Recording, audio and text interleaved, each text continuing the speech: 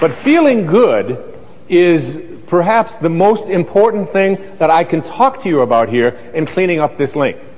If you open up the Torah, this ancient spiritual text, the Old Testament, and go to the very opening lines, Genesis 1:1, it says, what? In the beginning, God created heaven and earth.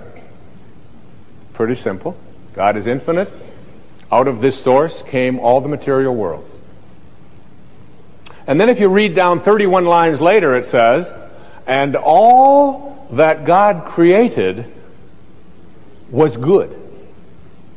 So good and God are synonymous, aren't they? Good and God, just an O, just one extra O. So that when you say, I want to feel good, as you'll see as this program unfolds, you're really saying, in a way, I want to feel God.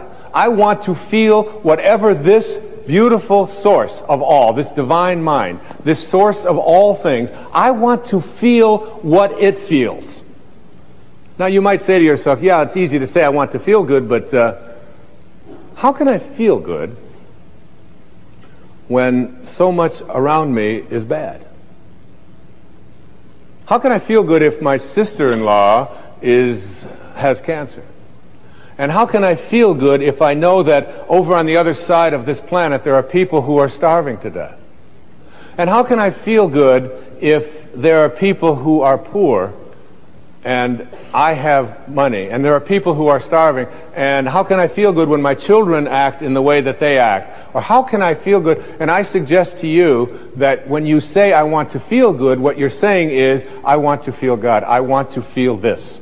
I want to connect here. And I want to offer this to you as a very important and powerful piece of advice that came to me years ago.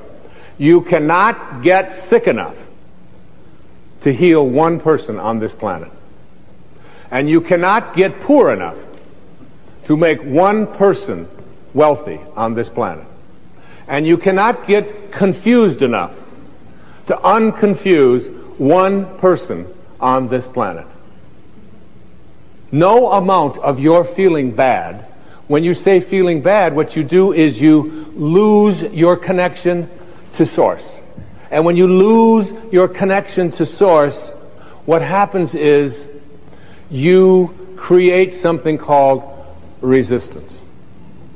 I can't do this. It's not possible. I don't deserve it. It's just not something that I can do.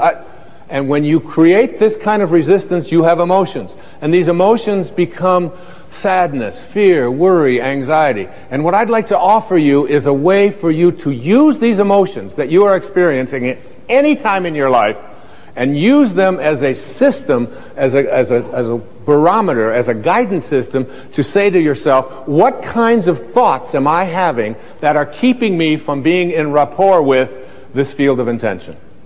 And at any moment that you're not feeling good, you are attracting exactly the opposite of what it is that you would like to attract into your life.